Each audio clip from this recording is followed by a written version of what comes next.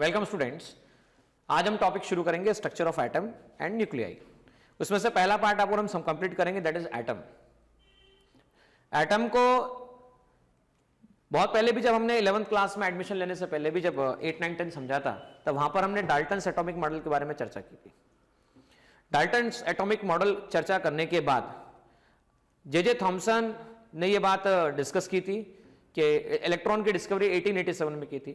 J Thomson के model को further उनकी कमियों को दूर कर रदरफोर्ड ने आगे वर्कआउट किया था, और रदरफोर्ड के ड्रॉबैक्स को दूर करके नील्स बोर ने एटॉमिक मॉडल प्रपोज किया।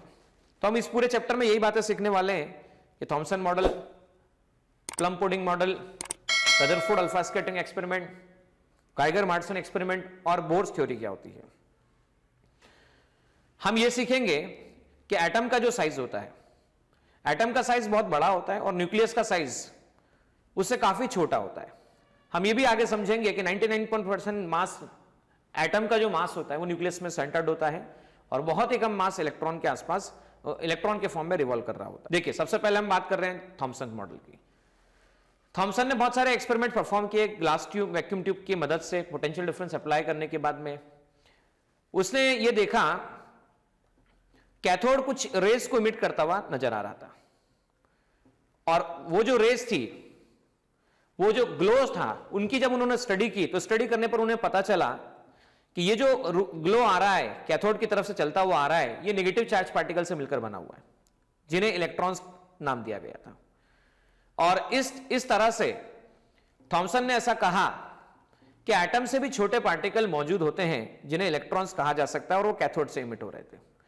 1903 में लगभग जे थॉमसन ने एक मॉडल प्रपोज किया जिसे प्लम पुडिंग मॉडल के नाम से जाना जाता है। उसमें उन्होंने बताया था जिस तरह की एक वाटरमेलन के अंदर रेड कलर का पोर्शन होता है और ब्लैक सीड्स होते हैं, तो सीड्स पॉजिटिव चार्ज की तरह हैं और जो रेड पोर्शन है, red portion not black, red portion जो है वो रेड पोर्शन पॉजिटिव चार्ज की तरफ है। उसमें ऐसा बताया गया था जितना टोटल पॉजिटिव चार्ज होता है उतना ही टोटल नेगेटिव चार्ज होता है, और इसलिए एटम्स इलेक्ट्रिकली न्यूट्रल माना जाता है और इलेक्ट्रॉन न्यूट्रल होता है। बहुत सारे बातों को समझाने के लिए मॉडल सक्सेसफुल था उस समय के हिसाब से, लेकिन ये देखिए उसमें से भी क्या समझा पाए, तो यहां पर देख सकते हैं आप, आयनिक बॉन्ड्स और कंपाउंड्स बॉन्ड को समझाने में यह मददगार साबित हुआ। साथ साथ ही डिस्ट्रीब्यूशन ऑफ चार्ज को लेकर यह मॉडल प्रॉपर नहीं था, क्योंकि यहां पर जो बात बताई गई थी कि इलेक्ट्रॉन सीड्स के फॉर्म में होते हैं और जो रेड कलर वाला पार्ट होता है वो पॉजिटिव चार्ज होता है, तो डिस्ट्रीब्यूशन के बारे में जानकारी प्रॉपर नहीं दी गई थी। तो अब इन शॉर्ट हम इसको पॉइंट के फॉर्म में पढ़ते हैं। 1904 की बात है, लगभग 190 थॉमसन मॉडल के बारे में। यह मॉडल सक्सेसफुली क्या समझा पाया, तो यह मॉडल सक्सेसफुली थर्मियोनिक इमिशन समझा पाया, photo electric emission and absorption of single wavelength समझा पाया। लेकिन थॉमसन मॉडल क्या नहीं समझा पाया, तो अल्फा स्कैटरिंग एक्सपेरिमेंट के बारे में नहीं समझा पाया, जो हम आगे समझने वाले हैं। The imbibing of electrons in the positive space like seeds in the watermelon or plums in the plum pudding model. This reason Thomson model is also called plum pudding model. ये बात जो मैं आपसे डिस्कस कर चुका हूं पहले। आइएगा गाइगर मार्सन एक्सपेरिमेंट्स को हम समझते हैं। एटॉमिक स्ट्रक्चर को और बेहतर तरीके से समझने के लिए alpha particle scattering experiment perform किया गया था, और ये एक्सपेरिमेंट परफॉर्म किया गया था दो कलीग, रदरफोर्ड के दो कलीग जिनका नाम था गाइगर और दूसरे पर्सन जिसका नाम था मार्सन। उन्होंने क्या किया, अल्फा पार्टिकल को कोलिमेटेड करके, मतलब फोकस्ड करके उन्होंने गोल्ड फॉइल पर अटैक किया, जो कि इस तरह से आपके सामने अवेलेबल है, ये देख सकते हैं आप। यहां से सोर्स ऑफ अल्फा पार्टिकल से कोलिमेटर की मदद से उन्हें फोकस्ड किया और गोल्ड फॉइल पर अटैक किया। अटैक करने के बाद उन्होंने ऑब्जर्व किया ये जो अंदर लगा हुआ पोर्शन है, ये जो आप देख पा रहे हैं स्फेरिकल शेप में जो स्ट्रक्चर आपको नजर आता है, उस पर अलग अलग एंगल पर चीजें स्कैटर्ड थी। अलग अलग एंगल पर जब स्कैटर्ड ऑब्जर्वेशन किए गए, तो ये जो स्कैटर्ड ऑब्जर्वेशन है, बराबर है, इनके बेसिस पर उन्होंने कुछ कंक्लूजन दिए। उन्होंने ऐसा बताया, ये देखिए क्या बताया गया, ये जो यहां पर छोटे छोटे छोटे स्पॉट्स जो ऑब्जर्व हुए, उन स्पॉट्स को डिफरेंट एंगल पर ऑब्जर्व किया गया था, और डिफरेंट एंगल पर उन्होंने क्या क्या ऑब्जर्वेशन लिए, तो उन्होंने ऑब्जर्वेशन लिया कि मैक्सिमम अल्फा पार्टिकल जो थे वो अनडिविटेड पास हुए, मतलब डायरेक्टली पास हो गए मैक्सिमम अल्फा पार्टिकल। कुछ अल्फा पार्टिकल जो हैं वो कुछ लार्ज एंगल पर डिविएट हुए, और 8000 में से लगभग एक अल्फा पार्टिकल की हम बात करें तो return back to original path निकल कर आया। इसके बेसिस पर उन्होंने कहा क्या कहा देखिएगा, alpha particle pass through straight तो foil while a few were deflected मतलब scattered through various scattering angle. Typical scattering angle is shown by the theta as in the figure. Only कितने 0.14% of incident alpha particle were scattered through a larger angle than 0.1 degree. Or about one alpha particle in 8000 was deflected through an angle larger than 90 degree. जो कि मैंने आपसे कहा भी था, 8000 में से लगभग एक अल्फा पार्टिकल जो था 90 डिग्री से ज्यादा 90 डिग्री से ज्यादा एंगल पर डिफ्लेक्ट हुआ, और उससे भी कम 180 डिग्री एंगल से डिफ्लेक्ट होकर पार्टिकल यहां पर निकल कर आया। तो इन्हीं के इन ऑब्जर्वेशंस को लेकर रदरफोर्ड ने क्या बताया आगे, results of Geiger and Marsons experiment could not be explain by Thompson model, जो कि मैंने पहले भी कहा था आपकी जे थॉमसन मॉडल इन बातों को नहीं समझा पाया, इसलिए थॉमसन मॉडल को रिजेक्ट किया गया या उसमें अपडेशंस की रिक्वायरमेंट महसूस की गई, और इसके बेसिस पे गाइगर और मार्सन के एक्सपेरिमेंट्स को फर्दर रदरफोर्ड ने आगे स्टडी करते हुए कुछ बातें बोली। वो बातें इस तरह से बताई गई थी। बात ऐसी थी कि यहां पर थॉमसन का एक आर्ग्यूमेंट था, लॉजिकल आर्ग्यूमेंट था कि अल्फा पार्टिकल मतलब पॉजिटिव चार्ज पार्टिकल। सुनिएगा, अल्फा पार्टिकल मतलब कौन सा charge particle? Positive charge particle. अच्छा, अब पॉजिटिव चार्ज पार्टिकल को गोल्ड फॉइल पे आपने अटैक करवाया, स्ट्राइक करवाया, अब पार्टिकल जा रहा है और रिटर्न बैक आ रहा है, तो पॉजिटिव को रिपल करने वाला डेफिनेटली अंदर क्या होगा? तो पॉजिटिव पार्टिकल को प्रोजेक्ट किया, पार्टिकल गया और रिटर्न बैक आया, तो भाई पॉजिटिव को रिपल करने वाला पॉजिटिव ही होगा। पहली बात तो रिपल्शन की बात की जाए। दूसरा कि ये अगर मान लो छोटा पार्टिकल और ये बड़ा पार्टिकल है, जैसे कि ऐसा एग्जांपल समझ सकते हैं, फुटबॉल को प्लास्टिक की बॉल से धक्का दिया जाए, तो प्लास्टिक की बॉल और फुटबॉल में क्या चेंजेस आएंगे? तो प्लास्टिक की बॉल फुटबॉल से जाके टकराएगी, बराबर है। फुटबॉल बहुत हेवी हुआ तो प्लास्टिक की बॉल टकरा के रिटर्न बैक आएगी। मतलब अल्फा पार्टिकल को जब प्रोजेक्ट किया गया तो अल्फा पार्टिकल छोटा था, और जैसे ही वो जाके न्यूक्लियस के साथ में, न्यूक्लियस भी नहीं बोलूंगा, जब मैं सेंटर्ड पार्ट से रिटर्न बैक आया, मतलब ये छोटा है तो डेफिनेटली यहां पर बड़ा होगा। अब देखिए, रदरफोर्ड ने कहा था मैक्सिमम अनडिवाइडेड पास हुए, मैक्सिमम अनडिवाइडेड पास हुए गाइगर मार्सन के एक्सपेरिमेंट्स के कंक्लूजन। मतलब ये कहते हैं कि जो भी माना गया है, जो भी हम जिसकी स्टडी कर रहे हैं, वो मैक्सिमम अनडिवाइडेड पास हुए, मतलब मैक्सिमम पार्ट एम्प्टी है। कुछ लार्ज एंगल पे डिफ्लेक्ट हुए, कुछ लार्ज एंगल पे डिफ्लेक्ट हुए, बराबर है, और कुछ रिटर्न बैक आए। तो रदरफोर्ड के आर्ग्यूमेंट्स कुछ इस तरह के थे। Rutherford argue that alpha particle were deflected back must have the encountered a massive particle with a large positive charge, जो की बात मैंने अभी आप लोगों से बताई, and it was repelled back from the fact that the extremely large number of alpha particles turned back while most of the pass through the almost unreflected. He concluded, उसने conclude किया कि positive charge almost बहुत ही छोटे size का है, और ये जो मैक्सिमम मास है एटम का वो इसी जगह पर कॉन्सेंट्रेटेड है। उसने एक्सपेरिमेंटल डेटा के बेसिस पर जो साइज फाउंड किया, क्या किसका साइज फाउंड किया? न्यूक्लियस या सेंट्रल पार्ट साइज फाउंड किया, वो लगभग 10 FM या 10⁻⁻15 मीटर, फर्मी जिसे डिस्टेंस कहा जाता है, और जिसकी value 10⁵ times size of atom है, मतलब 10⁵ टाइम्स छोटा है, इतना छोटा ये कहा जा सकता है। और volume of this particle was found to be about 10⁻15 times of an atom. ठीक है, he called this nucleus, this is nucleus of atom. तो देखिए, यही से बात ये समझ में आती है कि इसे न्यूक्लियस नाम दिया गया था। किसे नाम दिया गया था न्यूक्लियस? देखिए, मैक्सिमम पार्ट एम्प्टी होना, सेंटर पे पॉजिटिव चार्ज होना, हैवी होना, मैक्सिमम मास वहां कॉन्सेंट्रेट होना, उसका साइज छोटा होना, बराबर है। तो उस छोटे पार्ट को क्या नाम दिया गया? उसी को न्यूक्लियस नाम दिया गया। ठीक है, उसने बताया, he proposed that the entire positive charge and almost 99.9% of the mass of an atom is concentrated in the central nucleus, बराबर है, और इलेक्ट्रॉन उसके आसपास सर्कुलर ऑर्बिट्स में रिवॉल्व कर रहा है, जैसे कि सोलर सिस्टम में सन के आसपास सारे प्लैनेट्स रिवॉल्व कर रहे होते हैं।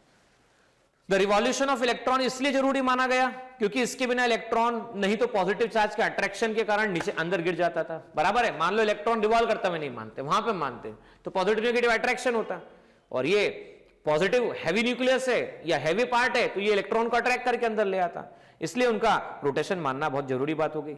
ठीक है, the alpha particle passes through the empty space undeflected and a few direct with the tiny nucleons are extremely close to it get repelled, यही बात कही गई। और this model also explain why no positive charge particles emitted by the atom while negative charge particles are emitted. देखिए यही बात थी ना कि कहा जाता था कि ऑर्डिनरी टेम्परेचर पे हीट करो मेटल को तो इलेक्ट्रॉन बाहर आते हैं, बराबर है, अंदर से पॉजिटिव चार्ज बाहर नहीं आता है। तो उसका कारण ये बता पाए कि भाई मैक्सिमम जो पार्ट है वो अंदर है, बराबर है, उसके आसपास कौन घूम रहा है, उसके आसपास इलेक्ट्रॉन रिवॉल्व हो रहा है, इसलिए बाहर इलेक्ट्रॉन निकल कर आ जाता है।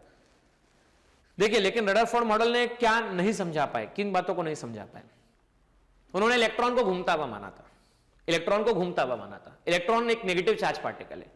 तब तक मैक्सवेल की इक्वेशंस और उनकी थ्योरी उस समय तक मौजूद थी, जिन्होंने बताया था जब भी कोई चार्ज पार्टिकल एक्सेलरेटेड मोशन करता है तो इलेक्ट्रोमैग्नेटिक वेव्स डेवलप कर रहा होता है।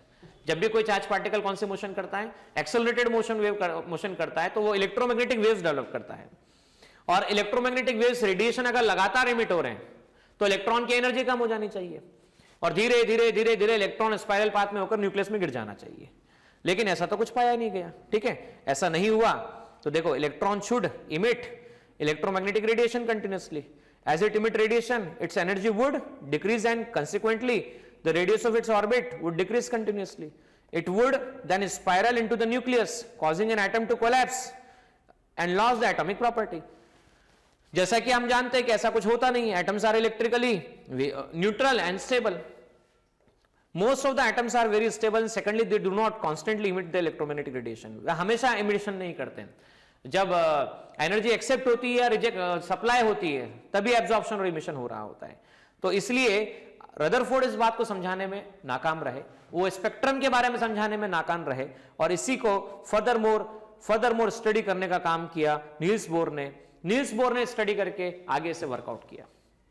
देखिए यहां तक हम लोग जो टेक्स्ट बुक का पार्ट है वो देख चुके थे और आगे देखिएगा इसमें कुछ बातें टेक्स्ट बुक के अलावा आपको जेडब्ल्यू मेंस नेट और सीईटी के क्वेश्चन सॉल्व करने में मदद करने वाली वो बातें इस तरह से कि मैक्सिमम पार्ट अल्फा पार्टिकल का पार्ट देखिए यहां पर क्या हुआ, ये देखिए ये वाला पोर्शन वो है जो अनडिवाइडेड पास हुआ, ये वो पाथ हो गया रिटर्न बैक आया और ये वो पाथ हो गया जो न्यूक्लियस से वापस से रिटर्न बैक आता है। और देखिए यहां से जाके जो मैं देखिए डाउन एरो बना रहा हूं, ये डाउन एरो बना रहा हूं, ये वो क्लोजेस्ट डिस्टेंस हो गई, ये वो कौन सी डिस्टेंस हो गई, क्लोजेस्ट डिस्टेंस हो गई जिस पर रिटर्न बैक आ रहा होगा।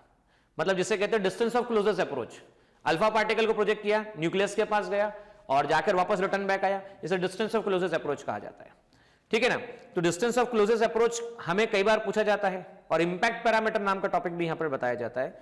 तो परपेंडिकुलर डिस्टेंस नोटिस कीजिएगा, ये पार्टिकल की ये देखिए न्यूक्लियस से परपेंडिकुलर डिस्टेंस के बारे में हम बात करते हैं। ये देखिए सेंटर से ये परपेंडिकुलर डिस्टेंस के बारे में बात करते हैं। ये सेंटर से परपेंडिकुलर डिस्टेंस होगी नहीं, बहुत छोटी होगी, ठीक है। ये परपेंडिकुलर डिस्टेंस फ्रॉम सेंटर, इसे इंपैक्ट पैरामीटर कहा जाता है, बराबर है। पर अगर मान लीजिए इसके बारे में बात करें कि भाई ये तो डायरेक्ट सेंटर से सेंट्रल पाथ पर ही आ रहा है और सेंट्रल पाथ से रिटर्न जा रहा है, बराबर है। तो इसके लिए परपेंडिकुलर डिस्टेंस कुछ है ही नहीं, मतलब जीरो है। तो इंपैक्ट पैरामीटर जीरो किसके लिए होता है, तो इंपैक्ट पैरामीटर जीरो होता है किसके लिए, न्यूक्लियस के जस्ट न्यूक्लियस के सेंटर से जो आने वाला पार्टिकल होता है उसकी परपेंडिकुलर डिस्टेंस को इंपैक्ट पैरामीटर से समझाया जाता है। तो जब जस्ट न्यूक्लियस के सेंटर पे आने वाला जो पार्टिकल होगा उसके लिए इंपैक्ट पैरामीटर जीरो होगा और वही पार्टिकल वो पार्टिकल होगा जो रिटर्न बैक जाने के चांसेस सबसे ज्यादा होंगे। आइएगा देखिएगा यहां पर नंबर ऑफ स्कैटर्ड पार्टिकल का इक्वेशन जो बताया जाता है वो equation n inversely proportional to 1/sin theta की पावर 4 थीटा बाय 2 से बताया जाता है। डिस्टेंस ऑफ क्लोजेस्ट अप्रोच जो कि हम अभी बोर्ड पे सीखने वाले हैं कि डिस्टेंस ऑफ क्लोजेस्ट अप्रोच किस तरह से निकाली गई और नंबर ऑफ स्कैटर्ड न्यूक्लियाई का जब ग्राफ बनाया जाए किसके साथ में, थीटा के साथ में, एंगल के साथ में। तो थीटा जब 180 डिग्री हो जाता है, बराबर है, तो यहां देख सकते हैं आप, देखिए स्टूडेंट्स,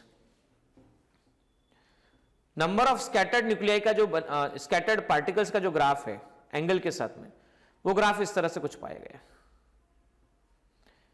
आइए डिस्टेंस ऑफ क्लोजेस्ट अप्रोच कैसे निकाला जाए बोर्ड पे चल के सीख। देखिए स्टूडेंट यहां पर डिस्टेंस ऑफ क्लोजेस्ट अप्रोच से पहले समझिए सेंट्रल पार्ट न्यूक्लियस, बराबर है, न्यूक्लियस में Z इंटू E प्रोटॉन्स।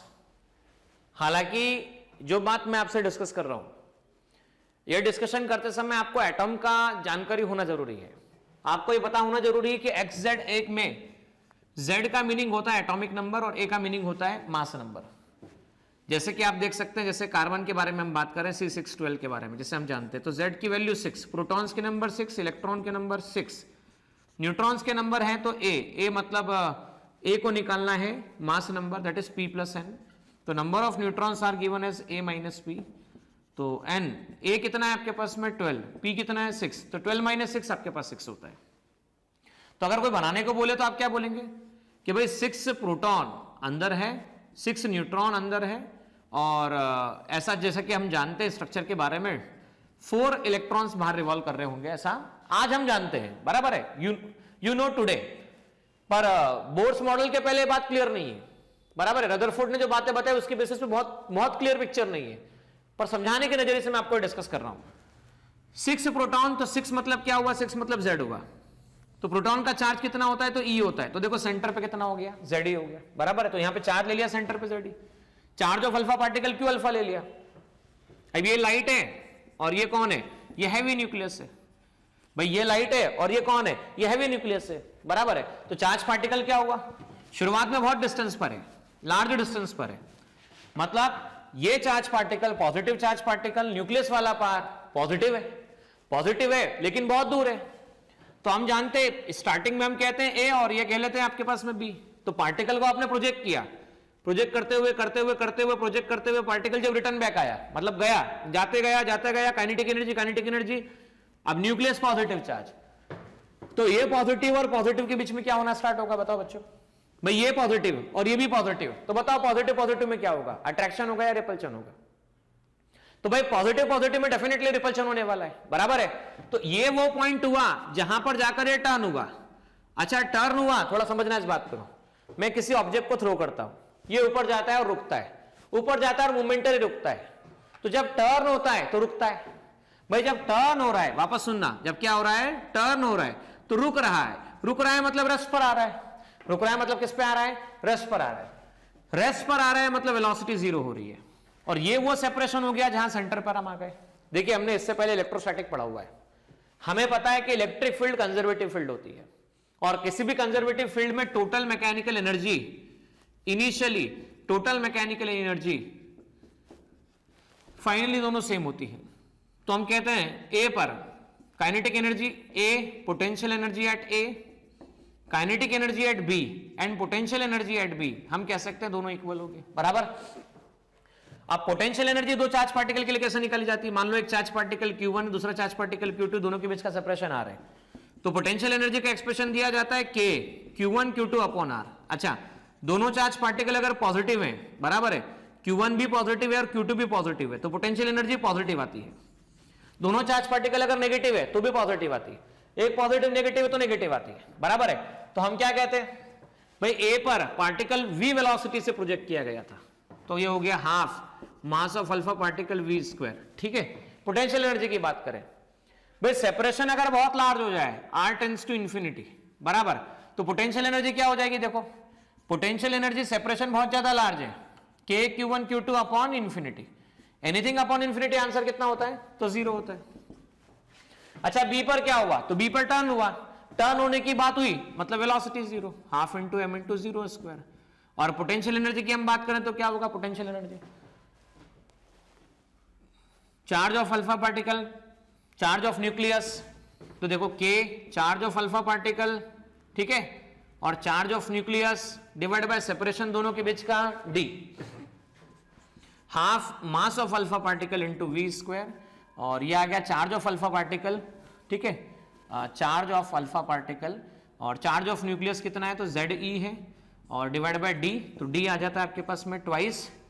इसे आप K को भी आप आगे एक्सप्लेन कर सकते हैं, लिख सकते हैं mass of alpha particle v², 1/4πε0, charge of alpha particle Z into E into D। तो D को कहते हैं distance of closest approach, D को क्या कहते हैं, distance of closest approach.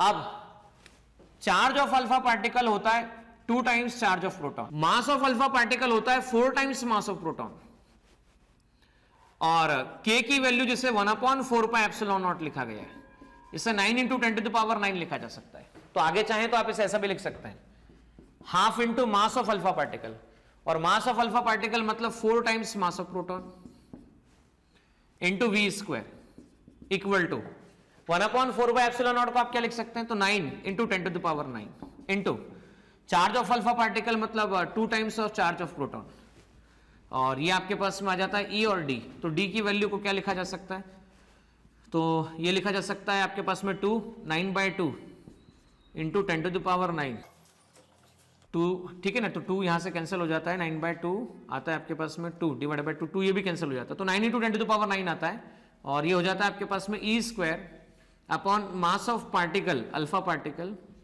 We square, ये आपके पास में डी की वैल्यू निकल कर आती है, ठीक है ना। तो this will be the distance of closest approach. अब यहां ई की बात बोले तो ई मतलब क्या है, तो 1.6 × 10⁻⁻19 कूलम, ये ई का वैल्यू दिया जाता है। तो हम यहां से डी की वैल्यू को निकाल सकते। देखिए स्टूडेंट्स, हमने बोर्ड पर चलकर सीखा कि डिस्टेंस ऑफ क्लोजेस्ट अप्रोच कैसे निकाला जाए, तो आप यहां पे देख भी सकते हैं, ½ mv² 1/4πε0 z इंटू ई 2e और m0, यहां पे जबकि मास है अल्फा पार्टिकल का मास, इसकी मदद से r की वैल्यू निकाली जा सकती है, r0 की वैल्यू। आपको ये दोनों क्वेश्चन अटेंड करने हैं, और इन दोनों क्वेश्चन के सॉल्यूशन आप चाहें तो प्लेलिस्ट में जाकर प्रीवियस ईयर नीट क्वेश्चंस में जाकर देख सकते हैं। ये दोनों क्वेश्चंस ये देख सकते हैं, पहला क्वेश्चन ये आपको अटेंड करना है, वीडियो पॉज कर दीजिएगा, क्वेश्चन अटेंड कीजिएगा, ना आने पर सॉल्यूशन जाके प्लेलिस्ट में देख सकते हैं। सेकंड क्वेश्चन आपको ये सॉल्व करना है, और थर्ड क्वेश्चन आपको ये सॉल्व करना है, जो मैं भी डिस्कस करूंगा आप लोगों से। इससे पहले का एक क्वेश्चन है, हाँ ये रहा, इंपैक्ट पैरामीटर से रिलेटेड क्वेश्चन, ठीक है, ये वाला क्वेश्चन आपको अटेंड करना है।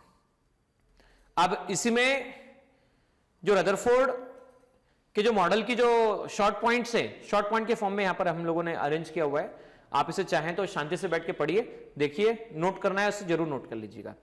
ड्रॉबैक्स ऑफ रदरफोर्ड मॉडल जो है, मतलब पूरी थ्योरी जो भी लिखी गई है उनका समराइजेशन फॉर्म में बताया गया है, तो आप जरूर देखिएगा। आगे देखिए, नया टॉपिक इसके अंदर जो है वो है एटॉमिक स्पेक्ट्रा।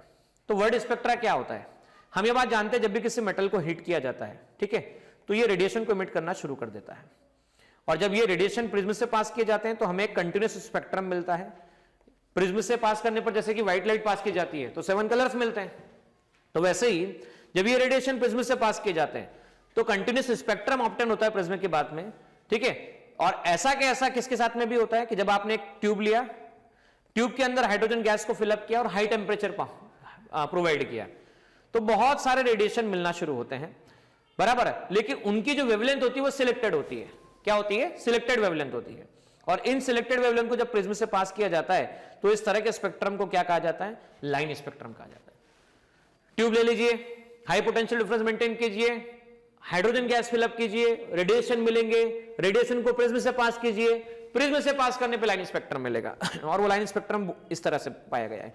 तो हाइड्रोजन के लिए जो लाइन स्पेक्ट्रम मिलता है वो इस तरह का मिलता है, जिसमें से जो वेवलेंथ मिलती है 410, 434, 486 और 656 नैनोमीटर की वेवलेंथ मिलती है, और उससे यहां पर आप देख सकते हैं इन वेवलेंथ से कम रीजन में भी कुछ, और इससे ज्यादा ये वाला विजिबल रीजन और ये इंफ्रारेड रीजन, बराबर है। तो इस रीजन में आपको कुछ तरह की इस तरह की वेवलेंथ मिल रही होती है। अब हुआ क्या, हुआ ऐसा कि जब आपने इन्हें क्या किया, एनर्जी प्रोवाइड की, एनर्जी प्रोवाइड करने के बाद में आपको ऑब्टेंड हुआ, तो मतलब इन्होंने डेफिनेटली जो रेडिएशन इमिट की है, इसलिए इन्हें इमिशन लाइंस नाम दिया गया। कौन सी लाइन नाम दिया गया, इमिशन लाइन नाम दिया गया। अब आगे देखिए, hydrogen atom also emit the radiation and some other values of the wavelength in the region ultraviolet rays, infrared rays and longer wavelength. मतलब उसने क्या क्या किया, हाइड्रोजन एटम ने हाइड्रोजन एटम को या हाइड्रोजन गैस को जब एनर्जी प्रोवाइड की, तो अल्ट्रावायलेट रीजन की वेवलेंथ भी इमिट की, इंफ्रारेड की भी की, और विजिबल रीजन की भी की। The line can be divided into groups and these groups are called series. और ये जो सीरीज है उन साइंटिस्ट के नाम पे जिन्होंने स्टडी किया था, दीदी की थी। और the series starting from the shorter wavelength to going to the larger wavelength is called Lyman series, Balmer series, Paschen series, Brackett series and Pfund series, जिनका हम आगे चल के स्टडी करने वाले हैं। बस ये बता इसलिए रहा हूं कि स्पेक्ट्रा होता क्या है, तो स्पेक्ट्रा का मीनिंग आपको क्लियर हुआ होगा। और ये जो लाइमन सीरीज, बामर सीरीज के जो डायग्राम आपको दिख रहे हैं, बराबर है, कि कौन कौन से रीजन में सीरीज लाई करती है, इसका प्रॉपर एक्सप्लेनेशन बोर्ड्स मॉडल के बाद आपको बेहतर तरीके से एक अलग टॉपिक में मिलने वाला है, जहां पर हम बहुत सारे प्रॉब्लम डिस्कस करेंगे। और यही वो पार्ट होगा जहां से आज तक सबसे ज्यादा निट में, महाराष्ट्र सीईटी में और जेडब्ल्यू मेंस में क्वेश्चन पूछे जा चुके हैं। तो ये बड़ा ही इंपॉर्टेंट पार्ट है। लेकिन एज पर टेक्स्ट बुक यहां पर ये बात एटॉमिक स्पेक्ट्रा क्या होता है समझाना जरूरी थी, इसलिए हमने यहां पर चर्चा की है। और वो जो वेवलेंथ आपको जितनी भी मिली है वो एक पर्टिकुलर रिलेशन की मदद से बताई जा सकती है। इंटरेस्टिंग बात यह थी कि बोर्स ने जो डिस्कशन किया मॉडल का और एटॉमिक स्पेक्ट्रा का जो डिस्कशन अलग से हुआ, अलग से समझना, बोर्स ने अलग किया, बामर, पास्चन, ब्रैकेट, पीफर्ड ने अलग किया। उन्होंने जो फॉर्मूला निकाल के दिया था वो ये फॉर्मूला था आपके पास में। इस फॉर्मूले की मदद से ये जो फॉर्मूला आपको दिख रहा है बराबर है, लैम्डा निकालने का फॉर्मूला, जहां पर एन और एम आपके पास में क्या दे रखे हैं, 2 नंबर दे रखे हैं। तो ये एन और एम क्या होते हैं इसका डिटेल में स्टडी हम आगे करने वाले हैं डेफिनेटली। तो एन की डिफरेंट वैल्यूज के लिए अलग अलग सीरीज बताई गई है। एन की 1 वैल्यू रख दो तो लाइमन सीरीज, एन की 2 वैल्यू रख दो तो बामर सीरीज, एन की 3 वैल्यू रख दो तो पास्चन सीरीज, एन की 4 वैल्यू रख दो तो ब्रैकेट सीरीज, एन की वैल्यू 5 रख दो तो पीफर्ड सीरीज। पर आप सोचेंगे अभी मीनिंग क्या है सर, इंतजार करो, बोर्स मॉडल के बाद ये पूरा टॉपिक सेपरेट पढ़ाया जाएगा। तो मतलब ये उन्होंने पहले अलग से स्टडी कर लिया, बोर्ड ने समझाया और दोनों के रिजल्ट मैच हो गए। मतलब क्या हुआ, 2 सेपरेट स्टडीज प्रॉपर मैच हुई है, इसलिए ये वेरिफिकेशन जो कि एक्सपेरिमेंटली था उसको बोर्स मॉडल से समझाया जा सका, इसलिए बोर्स मॉडल को सक्सेसफुली माना गया था। आइएगा स्टूडेंट्स, ये आपको क्वेश्चन अटेम्प्ट करने, क्वेश्चन अटेम्प्ट करने के बाद में ना आए तो प्लेलिस्ट में जाके आपको इसके सॉल्यूशंस देखने हैं। चलिए अब हम बात करते हैं सबसे इंपॉर्टेंट मॉडल की, जिससे सबसे ज्यादा क्वेश्चन फ्रेम किए जाते हैं, जिसका नाम है बोर्स एटॉमिक मॉडल। देखिए, नील्स बोर नाम के पर्सन ने ऐसा कहा कि रदरफोर्ड ने जो बातें बताई वो पूरी तरह ना तो सही है ना पूरी तरह वो गलत है। उन्होंने रदरफोर्ड मॉडल को बेस मानते हुए, एक्सटेंशन करते हुए, उनकी कमियों को दूर करते हुए कुछ असम्पशंस माने। अब वो कैसे माने, उन्होंने ये कहा कि ये सही बात है कि सेंट्रल पार्ट न्यूक्लियस कहलाता है, उसके आसपास इलेक्ट्रॉन रिवॉल्व करता है, लेकिन इलेक्ट्रॉन हर किसी ऑर्बिट में रिवॉल्व नहीं करता, वो फिक्स ऑर्बिट में रिवॉल्व करता है। ये कुछ असम्पशंस के माध्यम से उन्होंने बात क्लियर की। उनके पॉस्टुलेट से, असम्पशंस थे जिनके पीछे उनके कुछ प्रॉपर एक्सप्लेनेशन, वेरिफिकेशन एक्सपेरिमेंट के बेसिस पे नहीं थे, बस ये बातें उन्होंने अज्यूम की थी, ये बातें उन्होंने अज्यूम की थी और असम्पशन के बेस पे पूरा मॉडल एक्सप्लेन किया था। उन्होंने पहली बात ये भी मानी, देखिए उन्होंने क्या कहा, Rutherford model by applying the quantum physics which were the developed at that time, he realized the Rutherford model is essentially correct and all the needs is stability of the orbit। सबसे ज्यादा important बात है कि orbit stable होना चाहिए। और ये उन्होंने क्यों माना, भाई रदरफोर्ड के थ्योरी के हिसाब से हमने माना था कि जब इलेक्ट्रॉन घूमता है, मैक्सवेल थ्योरी के हिसाब से इलेक्ट्रॉन जब घूमता है तो घूमता हुआ इलेक्ट्रॉन क्या करता है, घूमता हुआ इलेक्ट्रॉन इलेक्ट्रोमैग्नेटिक रेडिएशंस को इमिट करता है, घूमता हुआ इलेक्ट्रॉन इलेक्ट्रोमैग्नेटिक रेडिएशन को इमिट करता है, बराबर बात है। तो जब घूमता हुआ इलेक्ट्रॉन इलेक्ट्रोमैग्नेटिक रेडिएशन को इमिट करेगा स्टूडेंट्स, तो उन्होंने पहले ही माना था कि वो घूमता हुआ इलेक्ट्रॉन इलेक्ट्रोमैग्नेटिक रेडिएशन को इमिट नहीं करेगा, तभी वो स्टेबल रह पाएगा। ऐसा उनका पहला असम्पशन था। लेटर ऑन इस असम्पशन के पीछे बहुत सारे रिसर्च भी हुए और ये सही भी पाया गया कि ऐसा क्यों होता है, जिसे डी ब्रॉगली ने समझाया था, जो कि हम आगे चल के समझने वाले हैं। उनका पहला पॉस्टुलेट जो था, electron around the nucleus in circular orbit and the required centripetal force is provided by electric attractive force, electrostatic force। देखिएगा, सेकंड assumption उनका ऐसा था, postulate number second, the radius of orbit of an electron can take only the certain fixed value such that angular momentum of electron in this orbit is integral multiple of h upon 2 pi।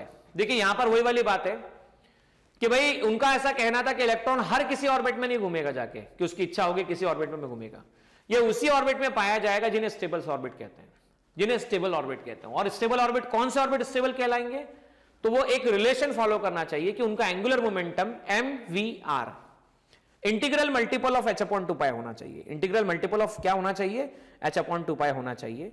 वही orbit stable orbits होंगे, इसके अलावा कोई भी orbit stable नहीं होगा। यह बात आपको ध्यान रखने की जरूरत है। थर्ड नंबर का पोस्टुलेट जो बोर ने बताया था कि जब भी एक इलेक्ट्रॉन लोअर ऑर्बिट से हायर ऑर्बिट में जाए या हायर ऑर्बिट से लोअर ऑर्बिट में जाए, तो जब ये लोअर ऑर्बिट से हायर ऑर्बिट में जाएगा तो एनर्जी को एब्जॉर्ब करेगा, और हायर ऑर्बिट से लोअर ऑर्बिट में जब आएगा तो एनर्जी को रिलीज करेगा। तो जब ये लोअर से हायर में जाएगा तो जो फोटोन एब्जॉर्ब करेगा वो उस एनर्जी का फोटोन होगा जो उन दोनों एनर्जी लेवल के बीच का डिफरेंस हो। मतलब क्या होगा भाई, मान लो पहले ऑर्बिट से तीसरे ऑर्बिट में जा रहा है, फर्स्ट से थर्ड में, तो फर्स्ट ऑर्बिट की एनर्जी और थर्ड ऑर्बिट की एनर्जी, उन दोनों का डिफरेंस निकाल लो, तो डिफरेंस का जो आंसर आएगा उसी एनर्जी का एक सिंगल फोटोन एब्जॉर्ब करेगा। वापस सुनना, उसी एनर्जी का क्या एब्जॉर्ब करेगा, सिंगल फोटोन एब्जॉर्ब करेगा। या हायर लेवल से लोअर लेवल में आया, 4th ऑर्बिट से 1st ऑर्बिट में आया। तो हायर लेवल से लोअर ऑर्बिट में आते वक्त भी जो डिफरेंस ऑफ एनर्जी लेवल होगा उसी एनर्जी का एक सिंगल फोटोन इमिट करेगा, बंच ऑफ फोटोन इमिट नहीं करेगा, सिंगल फोटोन इमिट करेगा। ये उनका अजम्पशन था। तो इसी के बेसिस पे उन्होंने, इन 3 पोस्टुलेट्स के बेसिस पे उन्होंने रेडियस की और वेलोसिटी के एक्सप्रेशन निकाले, जिसको मैं बोर्ड पे चल के समझाने वाला हूं। आप देखिएगा किस तरह से निकले हुए एक्सप्रेशन हैं। एंगुलर मोमेंटम को यूज किया गया है, उसके बाद में principle of first postulate use किया गया है। दोनों को यूज करके रेडियस और वेलोसिटी के एक्सप्रेशन निकाले गए हैं, और रेडियस और वेलोसिटी के एक्सप्रेशन के बाद में एक्सेलरेशन का एक्सप्रेशन निकाला गया है। ठीक है, रेडियस के एक्सप्रेशन को छोटा किया गया है कि किस तरह से शॉर्ट फॉर्म में कन्वर्ट किया जाए, और उसके बाद बहुत सारे प्रॉब्लम्स इस टॉपिक पर बेस्ड फ्रेम किए गए हैं, प्रीवियस ईयर एग्जाम में आ चुके हैं, जिनको हम अभी समझने भी वाले हैं। तो आइए बोर्ड की तरफ चलिए और सीखिए किस तरह से इलेक्ट्रॉन से रिलेटेड क्वेश्चंस या इन तीनों पोस्टुलेट से रिलेटेड रेडियस और वेलोसिटी को निकाला। देखिए स्टूडेंट्स, हमें पोस्टुलेट नंबर 1, पोस्टुलेट नंबर 2 और पोस्टुलेट नंबर 3 को यूज करके बहुत सारे एक्सप्रेशंस निकालने हैं, जिसमें से सबसे इंपॉर्टेंट दो हैं, एक रेडियस है और एक वेलोसिटी है। तो याद रखिएगा स्टूडेंट्स, हमने पहले ही माना था कि सेंटर का जो चार्ज है वो न्यूक्लियस Ze चार्ज है, और बाहर जो रिवॉल्व कर रहा है वो इलेक्ट्रॉन रिवॉल्व कर रहा है। तो बोह्रर्स मॉडल किसके लिए एप्लीकेबल होता है? तो वो हाइड्रोजन लाइक एटम के लिए एप्लीकेबल होता है। अच्छा, हाइड्रोजन लाइक एटम का मीनिंग क्या होता है? Single electron containing system. जिस भी सिस्टम में केवल एक सिंगल इलेक्ट्रॉन होगा उसके लिए एप्लीकेबल होता है।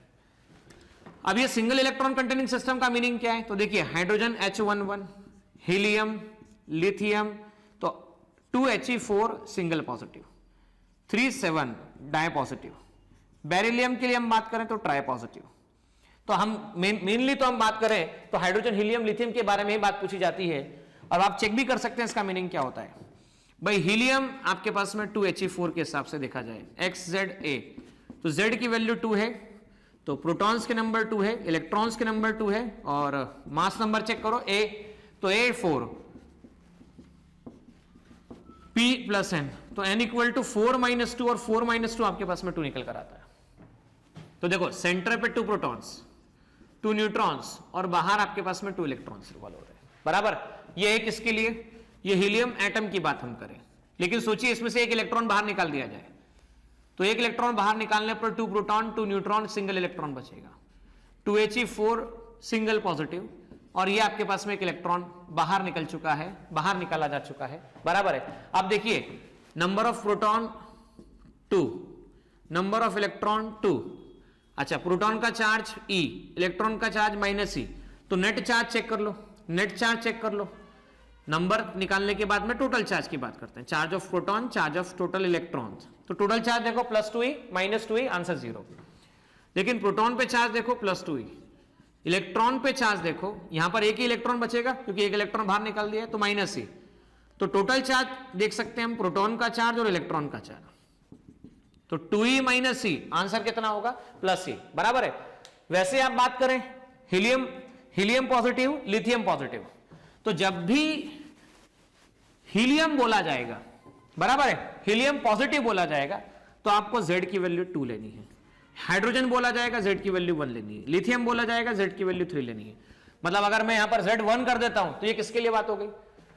या हाइड्रोजन के लिए बात हो गई। अगर मैं Z2 कर देता हूं तो हीलियम पॉजिटिव आयन के लिए बात हो गई। Z3 हो गया तो लिथियम डाई पॉजिटिव आयन के लिए बात निकल कर हो गई। तो यहां पर हम इस तरह से सॉल्व कर पाएंगे। अब देखिए, ये इलेक्ट्रॉन रिवॉल्व कर रहा है, सर्कुलर ऑर्बिट में रिवॉल्व कर रहा है, तो required centripetal force electrostatic attraction ने प्रोवाइड किया।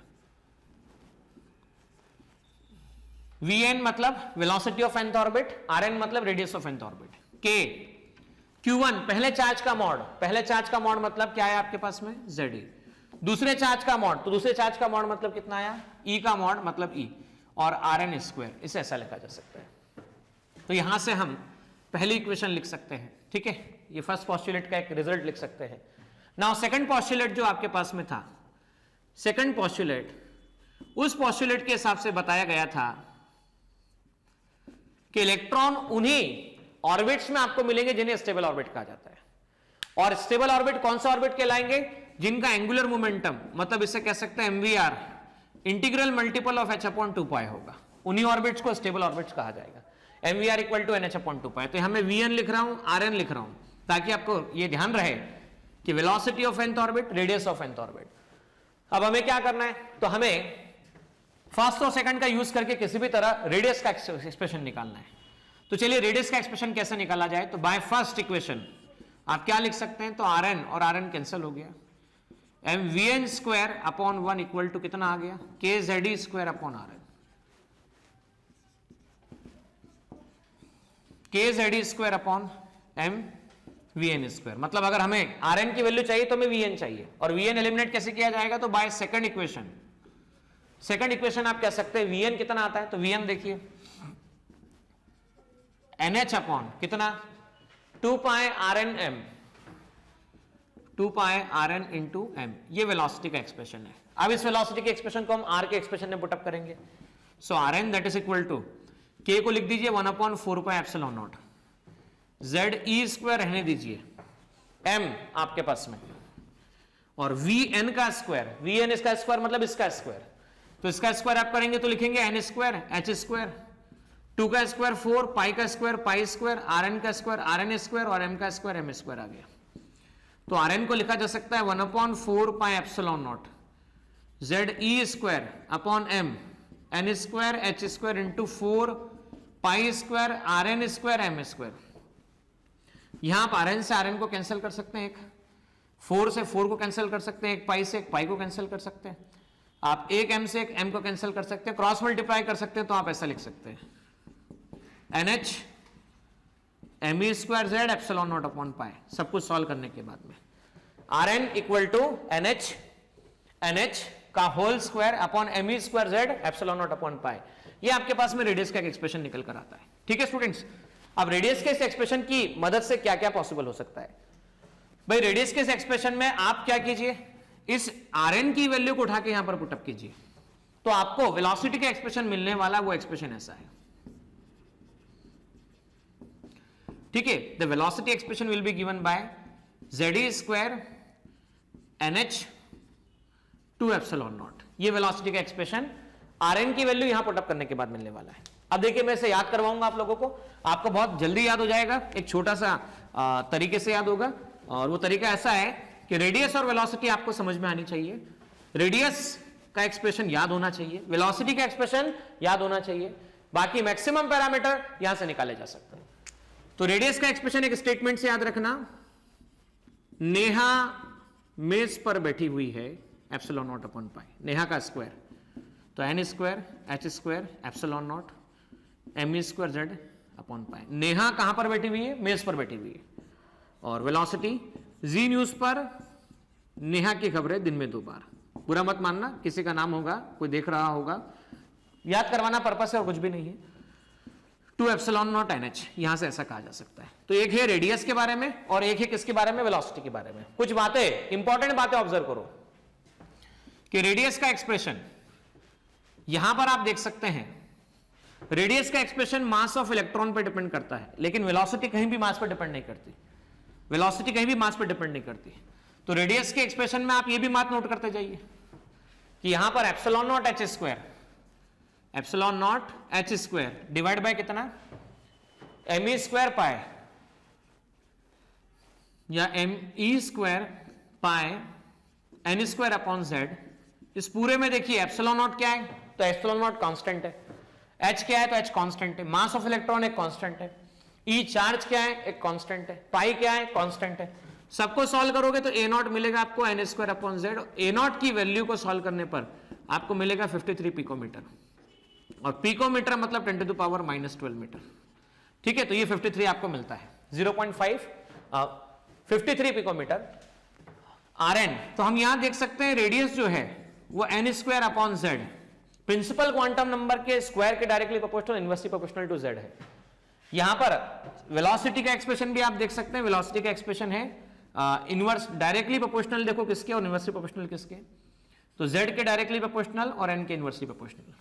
अब बच्चों देखो इंपॉर्टेंट बात है यहां से, रेडियस का एक्सप्रेशन मास पर डिपेंड कर रहा है बराबर, लेकिन वेलोसिटी मास पर डिपेंड नहीं करती।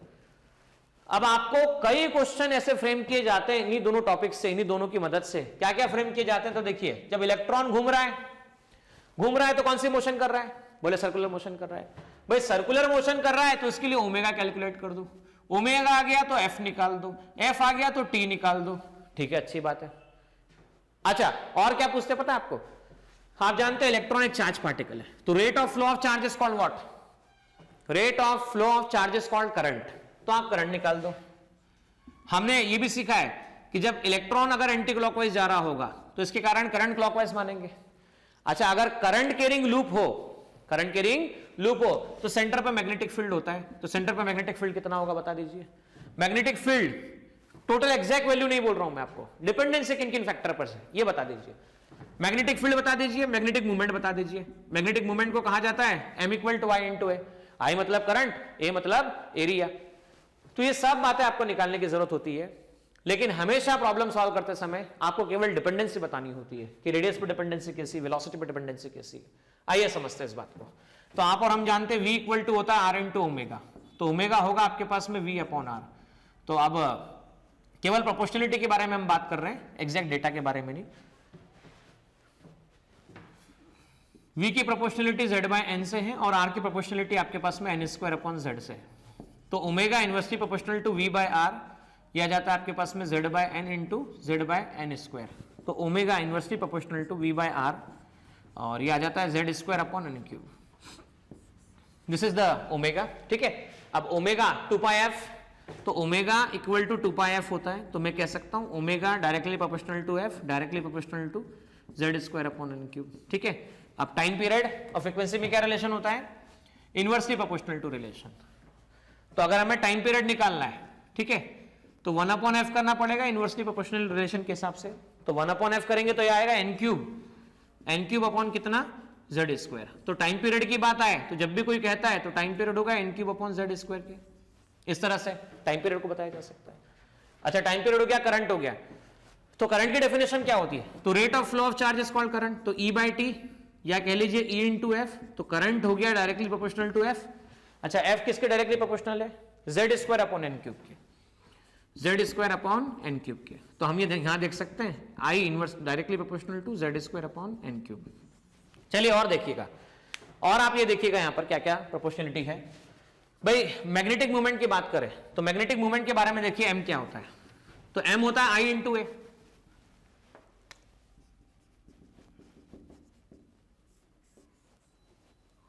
तो I का मतलब क्या है? तो I का मतलब है करंट और A का मतलब क्या है? तो A का मतलब है एरिया। तो E into F pi R square, E पाए F इंटू आर स्क्वायर। तो इन दोनों के फ्रीक्वेंसी और रेडियस के स्क्वायर के दोनों के प्रोडक्ट के बराबर होगा। तो फ्रीक्वेंसी देख लेते हैं क्या है। तो m directly proportional to frequency के लिए देखो क्या लिखोगे? z square upon n cube, और रेडियस के लिए क्या लिखोगे? n square upon z। तो इसका स्क्वायर कर दो तो कितना हो जाएगा? n की पावर 4 अपॉन कितना? z स्क्वायर कैंसिल, इससे कैंसिलेशन लिखते हैं। तो magnetic movement directly proportional to principal quantum number होगा। Magnetic movement directly proportional to principal quantum number होगा। ये हो चुका है, ये हो चुका है, टी हो चुका है, एफ हो चुका है, ओमेगा हो चुका है, बी की बात करते हैं। तो जब भी बी निकाला जाए तो बी मतलब magnetic field at the centre. तो करंट कैरिंग कॉइल के कारण सेंटर पर मैग्नेटिक फील्ड की जो वैल्यू होती है वो दी जाती है mu naught I upon twice R. Single turn होता है तो हम ये कह सकते हैं बी की डिपेंडेंसी दो फैक्टर पर होगी, आई और आर। अच्छा, आई की डिपेंडेंसी देखो किस पर है? Z square upon N cube. और आर की डिपेंडेंसी किस पर है? तो आर चेक करो किस पर है? तो एन स्क्वायर अपॉन जेड। तो ये हो गया एन स्क्वायर अपॉन जेड बराबर। अब आगे चेक कीजिएगा, प्रोपोर्शनलिटी को समझते हैं थोड़ा सा। तो अब Z square upon N cube into Z upon N square. तो B directly proportional to Z cube upon N की पावर 5। ये इस तरह से लिखा जा सकता है, B directly proportional to Z cube upon N की पावर 5। अब एक और चीज है यहां पर आप देख सकते हो, क्या देख सकते हो? एंगुलर मोमेंटम के बारे में बात कर रहे थे हम। तो एंगुलर मोमेंटम का तो सिंपल है, M B R equal to N H upon 2 pi. तो L directly proportional to N लिख सकते हैं हम लोग, ठीक है ना स्टूडेंट्स? तो इस तरह से डिपेंडेंसी के बेस पर प्रॉब्लम कई बार सॉल्व किए जा सकते हैं। जैसे कि कभी कभी आपको कैसा कहेगा कि भाई इलेक्ट्रॉन पहले कौन से ऑर्बिट में है, n की वैल्यू फर्स्ट ऑर्बिट में है, इलेक्ट्रॉन अब कौन सा ऑर्बिट में चला जाता है, सेकंड ऑर्बिट में चला जाता है, बताओ चेंज इन एंगुलर मोमेंटम कितना आएगा। तो आप लिखेंगे L2 माइनस L1, तो Ln क्या होता है, mvn rn equal to nh upon 2 pi.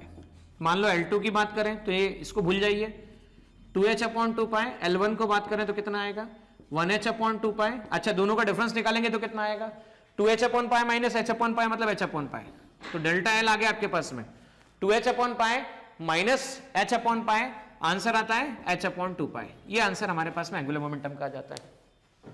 Angular momentum solve करने के बाद बराबर हमने एंगुलर मोमेंटम सॉल्व कर लिया, तो कई क्वेश्चन फ्रेम किए जा सकते हैं। कैसे फ्रेम किए जा सकते हैं कि भाई n की वैल्यू 1, n की वैल्यू 2, n की वैल्यू 3, n की वैल्यू ये n1 हो गया, n2 हो गया, n3 हो गया, वैसे ही n1 n4 हो गया। ठीक है, अब देखो क्वेश्चन निकालने को बोलेगा, वो आपसे कहेगा मान लीजिए हाइड्रोजन एटम की हम बात कर रहे हैं, we are talking about which atom, hydrogen atom. Hydrogen atom बोला तो z की वैल्यू 1 आ गई, बराबर z 1 आ गया। अब आपसे क्या कहेगा, find radius of first orbit, ऐसा कह सकता है, रेडियस ऑफ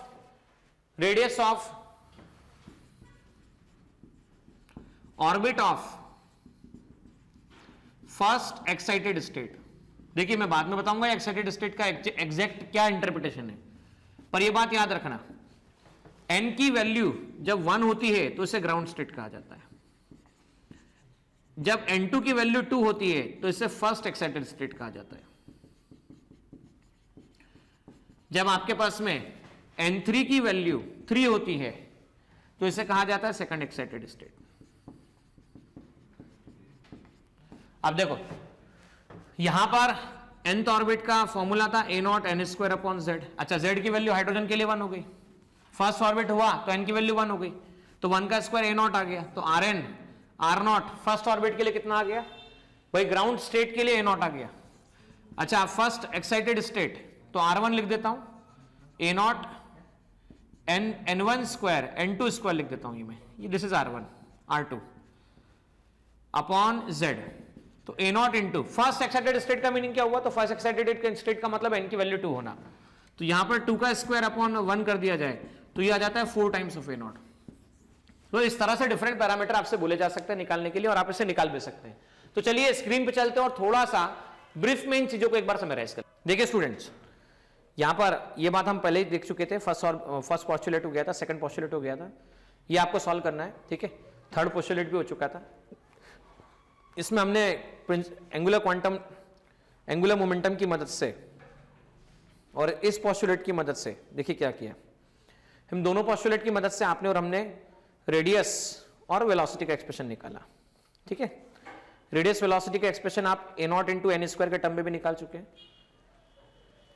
और ये क्वेश्चन आपको अटेम्प्ट करना है, ना आने पर प्लेलिस्ट में जाकर सॉल्यूशन देखना है। ये क्वेश्चन आप देखिए डेफिनेटली कर सकते हैं, अभी इसी तरह का क्वेश्चन बोर्ड पे मैंने डिस्कस किया, ये वाला क्वेश्चन भी आपसे हो जाएगा, कोई समस्या नहीं जाएगी, इस वाले क्वेश्चन में भी कोई दिक्कत नहीं जाने वाली है। ठीक है, फिर भी अगर किसी को लगता है, तो किसी को भी लगने पर ऐसा आपको प्रॉब्लम लगता है तो आप सॉल्यूशन जरूर देखिए। ये क्वेश्चन हम लोगों ने क्लास में अभी वर्कआउट किया हुआ है, और ये क्वेश्चन भी आप कर सकते हैं, इसे ट्राई कीजिएगा, इस क्वेश्चन को कोई दिक्कत नहीं है, बहुत आसान क्वेश्चन है। देखिए फाइनली फटाफट हम रिवाइज करते हैं टॉपिक को। ये तीनों पोस्टुलेट अभी आपके सामने हुए हैं, रेडियस का एक्सप्रेशन अभी हम लोगों ने देखा हुआ है, 0.53 पिकोमीटर ना लिखे तो, पिकोमीटर लिखे तो कोई दिक्कत वाली बात नहीं, n स्क्वायर अपॉन z हम लोग देख चुके हैं।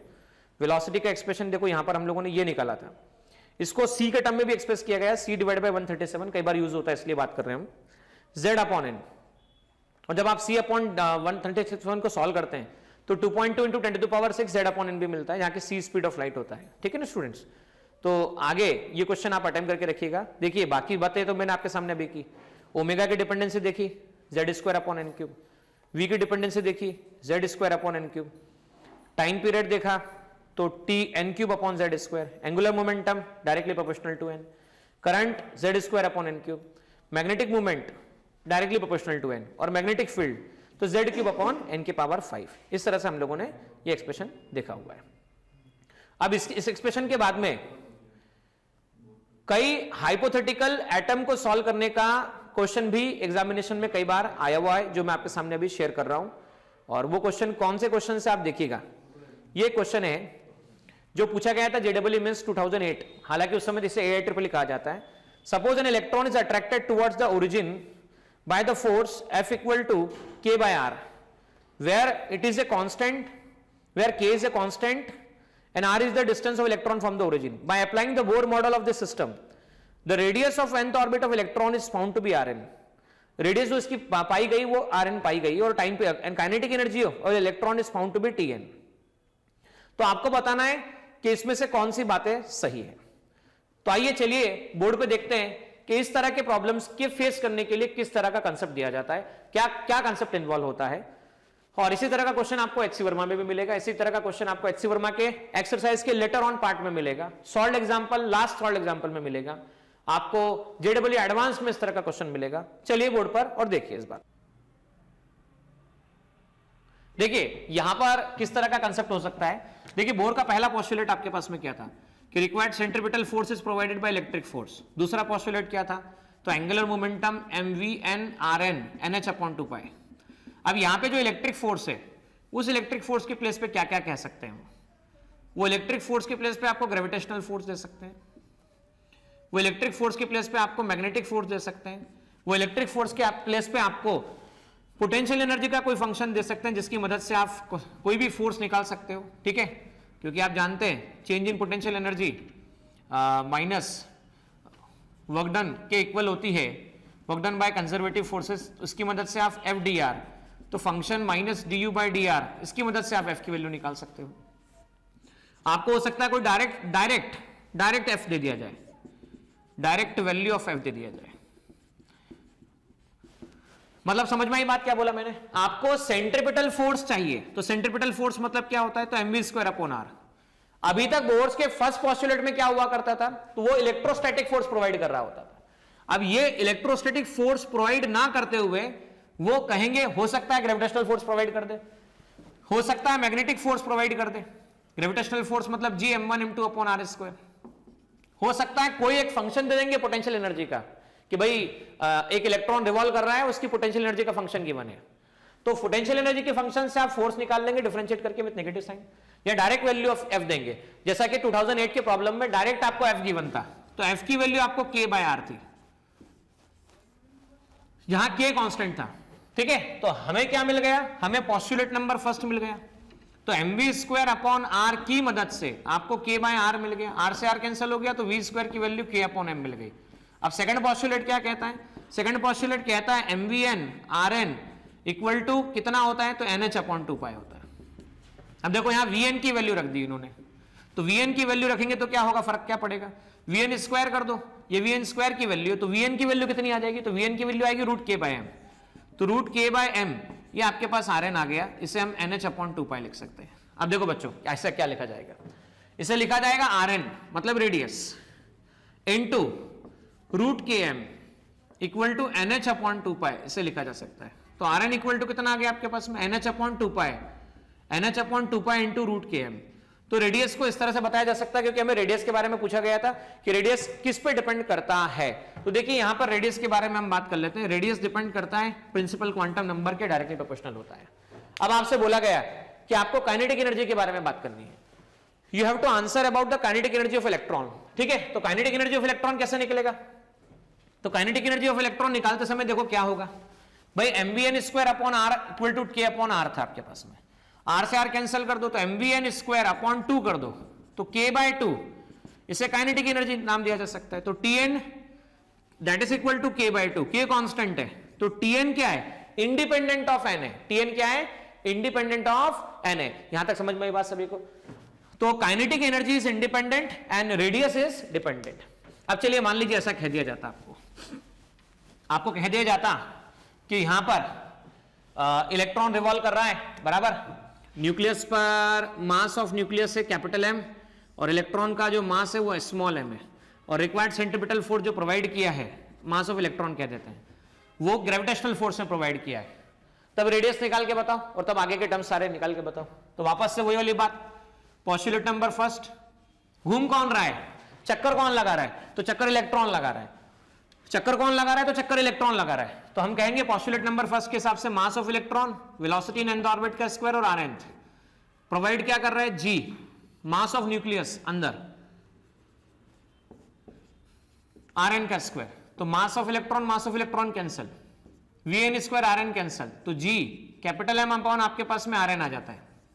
और सेकंड नंबर पोस्टुलेट चेक करो क्या है, सेकंड नंबर पोस्टुलेट है MVR, m मास किसका, इलेक्ट्रॉन का, क्योंकि भाई बाहर कौन घूम रहा है, भाई बाहर कौन घूम रहा है, तो बाहर इलेक्ट्रॉन घूम रहा है, तो मास ऑफ इलेक्ट्रॉन आ गया, Vn Rn Gm अपॉन आपके पास में Rn आ चुका है। तो हमको निकालना क्या है, हमें Vn की वैल्यू को एलिमिनेट करके Rn निकालना है, या Rn की वैल्यू को एलिमिनेट करके Vn निकालना है, बात बराबर है।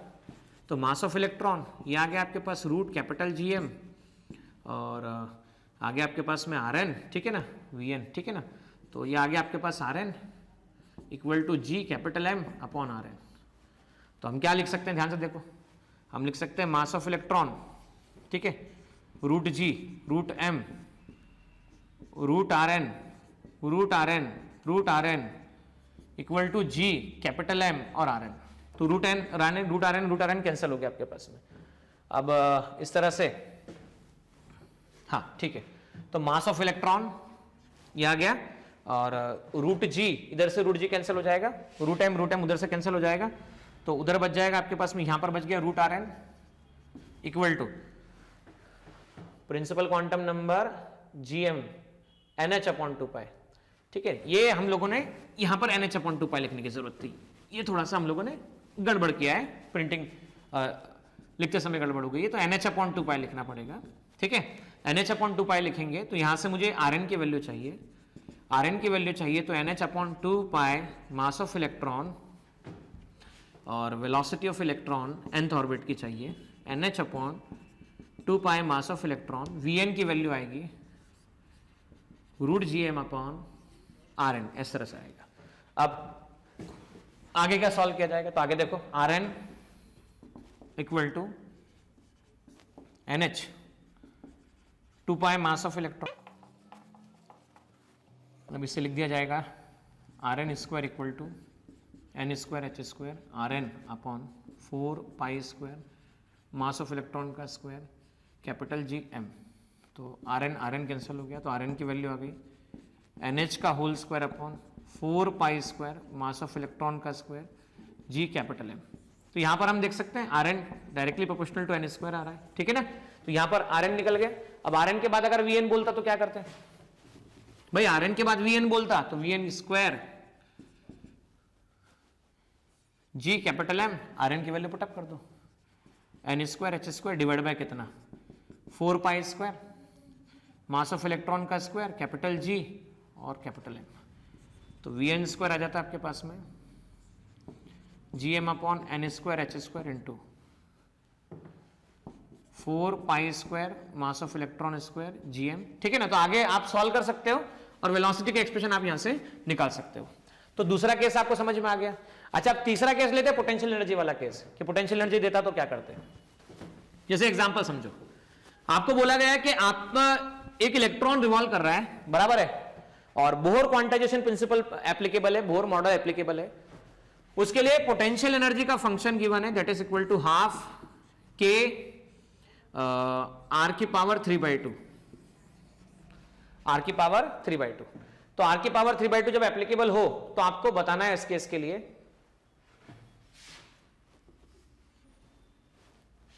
1/2 ले लेते हैं। तो बताइए इसके लिए रेडियस का एक्सप्रेशन कितना निकलेगा।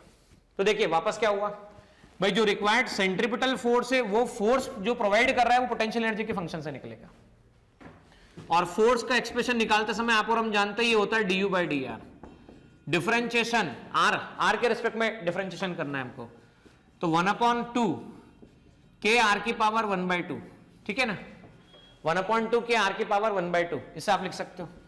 तो -1/2 के कर दीजिए d/dr आर की पावर 1/2, सो -1/2 के 1/2, अब हाँ 1/2 आर की पावर -1/2, 1/2 -1, इसे ऐसा लिखा जा सकता है।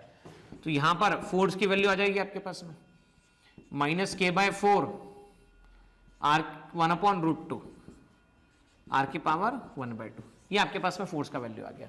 तो मैग्नीट्यूड कितना आ गया k/4 √r। अब इस फोर्स को आप किससे इक्वेट करेंगे तो mv²/r से इक्वेट करेंगे। तो फोर्स mv²/r, ठीक है, इसका मैग्नीट्यूड इक्वेट करेंगे k/4 r की पावर 1/2, तो mv² r की पावर 1/2 ये आ गया k/4, तो r की पावर 1/2 कितना आ गया 4mv²/k आपके पास निकल के आ चुका है। दोनों तरफ स्क्वायर कर दो तो r आ गया 16 m की पावर 4/k², और साथ में v² भी अवेलेबल है 4mv², v² का v की पावर 4 हो जाएगा यहाँ पर, तो m², ठीक है, इंटू v की पावर 4। अब यहाँ पे v की पावर 4 की वैल्यू मतलब वेलोसिटी की वैल्यू पुटअप करनी पड़ेगी, और वेलोसिटी की वैल्यू कितनी पुटअप की जाएगी, चेक कीजिए यहाँ पर ध्यान से। तो यहाँ से वेलोसिटी निकाली जाएगी सेकंड पोस्टुलेट से। चलिए r लिख देते हैं 16 m की पावर 4 v की पावर m की पावर 2 v की पावर 4 k², एंगुलर मोमेंटम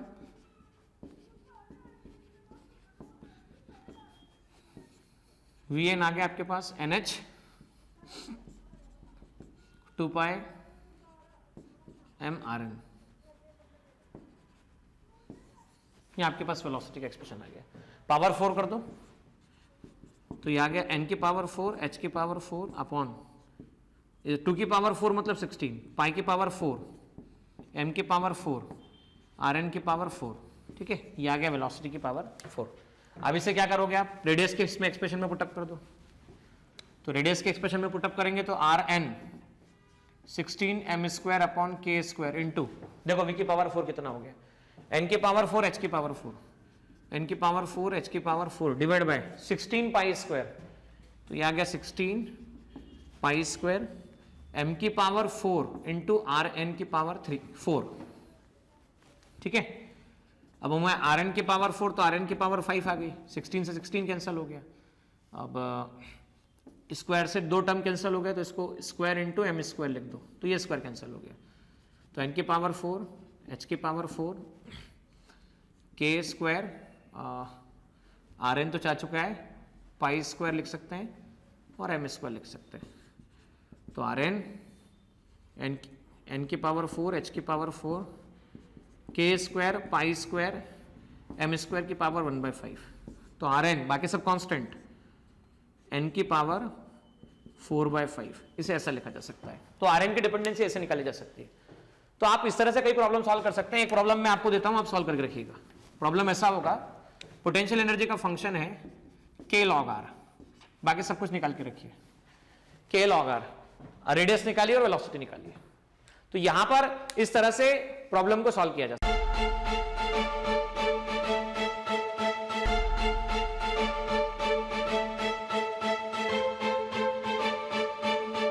पुरोहित अकॅडमी, मेन ब्रांच प्रभात चौक, MJ कॉलेज रोड, लोकमान्य हॉस्पिटलच्या बाजूला, जळगाव, आणि पांडे क्लासेस जवळ, बंधन बँके शेजारी, ट्रॅफिक गार्डनच्या समोर, जळगाव।